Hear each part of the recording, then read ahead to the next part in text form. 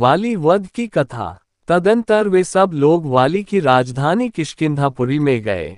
वहां पहुंचकर राम एक गहन वन में ठहर गए और सुग्रीव से कहा, तुम वाली को युद्ध के लिए ललकारो और निर्भय होकर युद्ध करो। राम के वचनों से उत्साहित होकर सुग्रीव ने वाली को युद्ध करने के लिए ललकारा। सुग्रीव के इस सिंहनाद को सुनकर वाली को अत्यंत क्रोध आया। क्रोधित वाली आंधी के वेग से बाहर आया और सुग्रीव पर टूट पड़ा। वाली और सुग्रीव में भयंकर युद्ध छिड़ गया।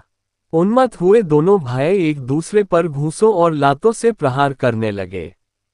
श्री रामचंद्र जी ने वाली को मारने के लिए अपना धनुष संभाला, परंतु दोनों का आकार एवं आकृति एक समान होने के कारण वे सुग्रीव और वाली में भेद न कर सके।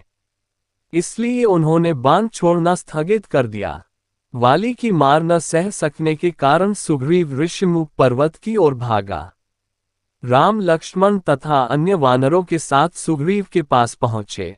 राम को सम्मुख पाकर उसने उलाहना देते हुए कहा, मुझे युद्ध के लिए भेजकर आप पिटने का तमाशा देखते रहे।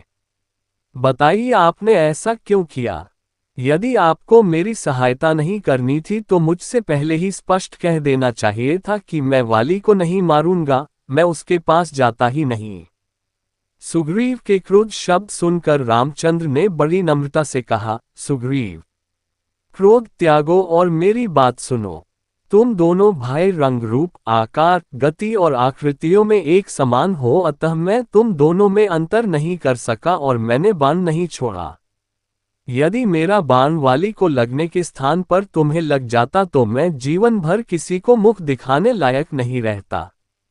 वानरेश्वर, अपनी पहचान के लिए तुम कोई चिन्ह धारण कर लो जिससे मैं तुम्हें पहचान लूं और फिर से युद्ध के लिए जाओ। इतना कहकर वे लक्ष्मण से बोले, हे लक्ष्मण, यह उत्तम लक्षणों से युक्त गजपुष्पी लता फूल रहे हैं। इसे उखाड़कर महामना सुग्रीव के गले में पहना दो। लक्ष्मण ने वैसा ही किया और सुग्रीव फिर से युद्ध करने चला। इस बार सुग्रीव ने दूने उत्साह से सिंहनाद करते हुए घोर गर्जना की, जिसे सुनकर वाली आंधी के वेग से बाहर की ओर दौड़ने को उद्यत हुआ। किंतु उसकी पत्नी तारा ने भयभीत होकर वाली को रोकते हुए कहा, हे वीरश्रेष्ठ, अभी आपका युद्ध के लिए जाना श्रेयस्कर नहीं है। सुग्रीव एक बार मार खाकर भाग जाने के पश्चात फिर युद्ध करने के लिए लौटा है। इससे मेरे मन में शंका उत्पन्न हो रही है। ऐसा प्रतीत होता है कि उसे कोई प्रबल सहायक मिल गया है और वह उसी के बल पर आपको ललकार रहा है। मुझे कुमार अंगद से सूचना मिल चुकी है कि अयोध्या के अजेय राजकुमारों राम और लक्ष्मण के साथ उसकी मैत्री हो गई है। संभव है वही उसकी सहायता कर रहे हों। राम के पराक्रम के विषय में तो मैंने भी सुना है। वे शत्रुओं को देखते देखते धराशायी कर देते हैं।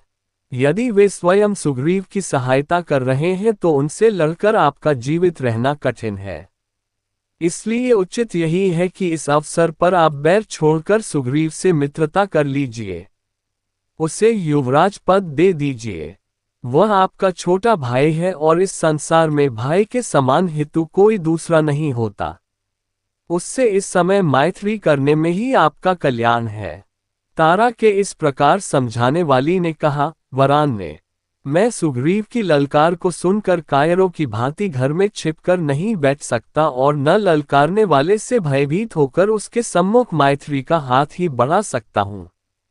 श्री रामचंद्र जी के विषय में मैं भी जानता हूँ। वे धर्मात्मा हैं और कर्तव्य को समझने वाले हैं। वे पापकर्म नहीं कर सकते। तुमने मेरे प्रति अपने स्नेह एवं भक्ति का प्रदर्शन कर दिया। अब मुझे मत रोको। मैं सुग्रीव का सामना अवश्य करूंगा और उसके घमंड को चूर चूर कर डालूंगा। युद्ध में मैं उससे विजय प्राप्त करूंगा मगर उसके प्राण नहीं लूंगा। ये कहकर वाली सुग्रीव के पास पहुंचकर उससे युद्ध करने लगा।